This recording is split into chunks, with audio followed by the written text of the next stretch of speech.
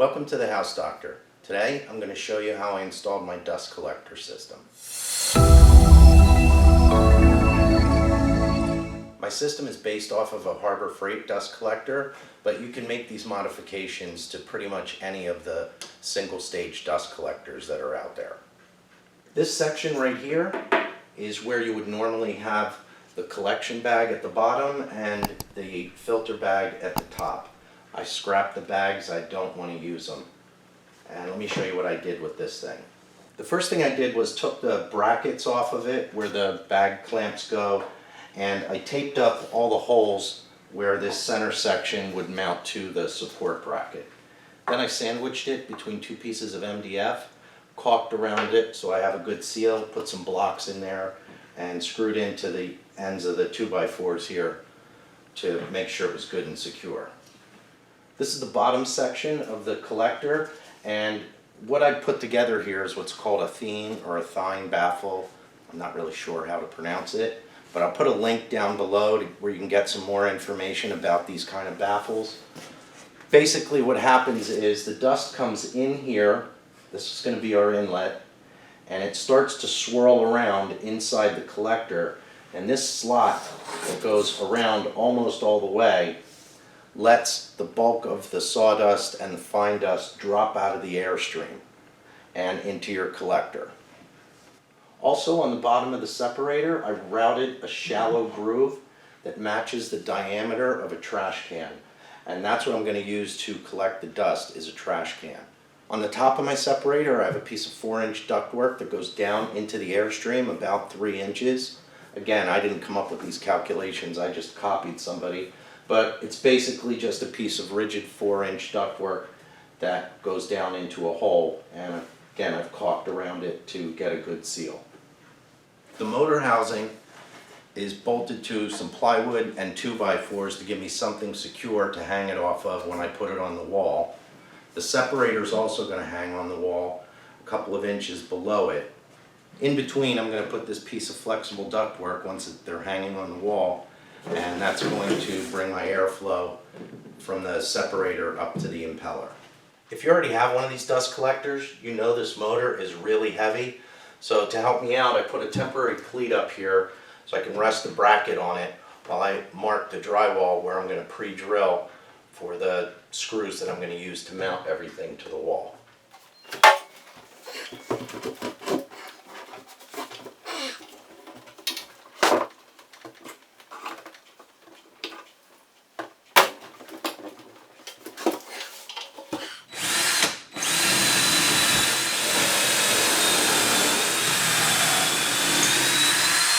You don't necessarily have to pre-drill for these heavy structural screws, but this thing's awkward enough to deal with. That's why I pre-drilled the studs, just to make sure it's easier to get these in.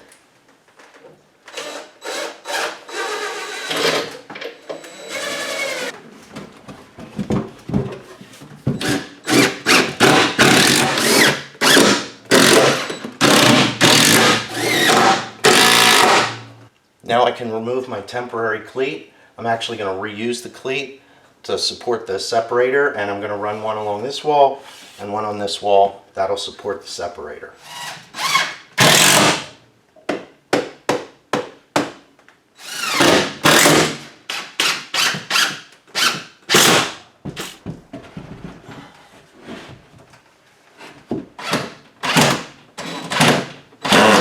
I have my separator mounted on the cleats. Now I'll just take my piece of hose and connect the two together.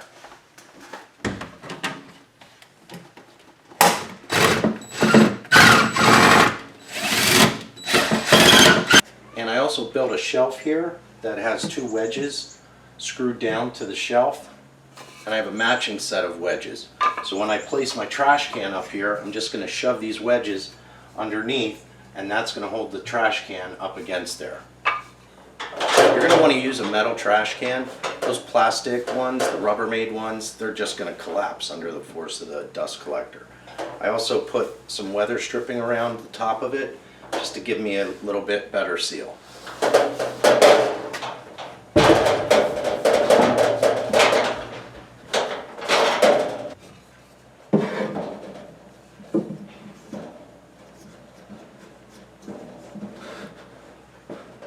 It's a little awkward getting it in there, but I don't have any floor space in my shop, so I need to have it up in the air. Now all I need to do is connect my pipes. I have all my pipes run, and I added this filter bag. I think it's 5 micron. This is all I need on here. I don't need a big pleated filter or anything like that. I put a couple of blast gates in. This one here is for my miter box.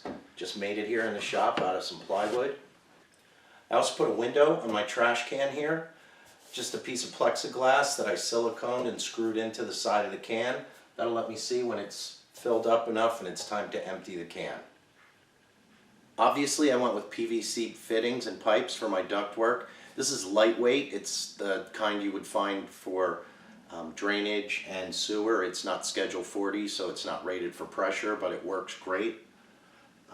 When you're selecting your fittings, you want to use 45s as much as possible. If you have to do a 90, get yourself a long sweep 90 like I have here. Get a smoother flow with your air when you turn your system on. When I added this filter bag, I didn't notice any reduction in airflow. And in a second I'll turn it on and you can see the bag doesn't even fully inflate, so it's flowing perfectly fine with this bag on here. The reason why I went with a filter instead of exhausting it outside is because where I live it gets really cold in the winter, so I don't want to blow my heated air outside. If I lived somewhere where I didn't have to worry about heating the shop, I wouldn't even bother with this. I'd just run a pipe outside and put like a dryer vent or something on the outside of it.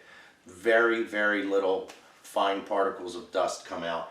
I don't even know if I'll ever have to clean this thing. That's how well this baffle works.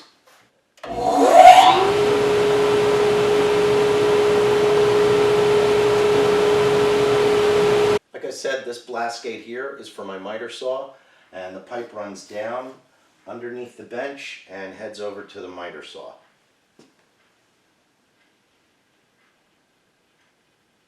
For my miter saw, I built this giant box and closed it up as much as I could. I'm sure you've seen other videos, other people have other ideas, but this works pretty well. I can do 90-degree cuts, no problem with the doors here, and if I need to do other cuts, I can just pop these off. They're held in place with magnets. And then I can adjust my saw as needed. I also set up my miter saw so that it folds down and I have more of a workbench space when I'm not using it.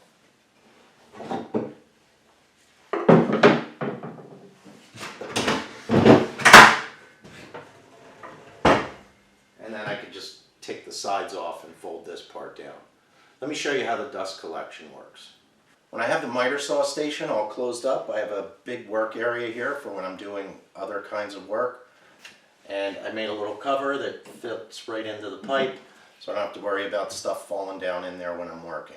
Let me turn it on, I'll show you how well this thing works.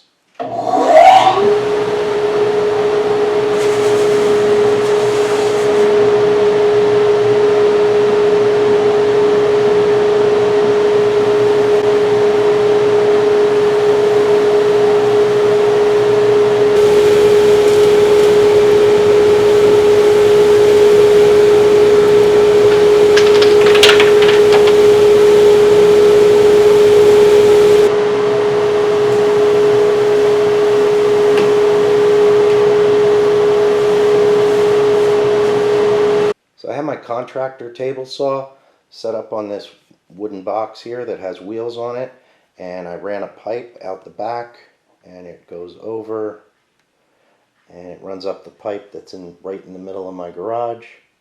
I have a blast gate there, and you'll see I have a Y fitting there. I'm going to use that to hook up to my planer, and then the pipes just go up to the ceiling, across, and down to the dust collector. Overall, I'm really happy with this system. It works great, keeps my shop a lot cleaner. I'll put some links down below where you can find some more information about this Thien or Thien Baffle. I don't really know what you call it. I got this idea from one of April Wilkerson's videos a long time ago. You know, It's not going to work like a Bill Pence cyclone, but I'll tell you what, for what I'm doing, just myself with a table saw and a miter saw, this thing keeps my shop really clean. If you have any ideas that can help me out with my miter saw station, you think will work better, or what you do with your dust collection, put them in the comments down below. I'd love to hear what they are. Or put a link to another video if you've found one that has a good idea for a miter saw dust collection. If you found this video helpful, give me a thumbs up so I know I'm putting out something that's useful to people or interesting. And hit the subscribe button and the notification bell. That way when I put out other workshop videos or home improvement videos, you'll get notified. Thanks for watching.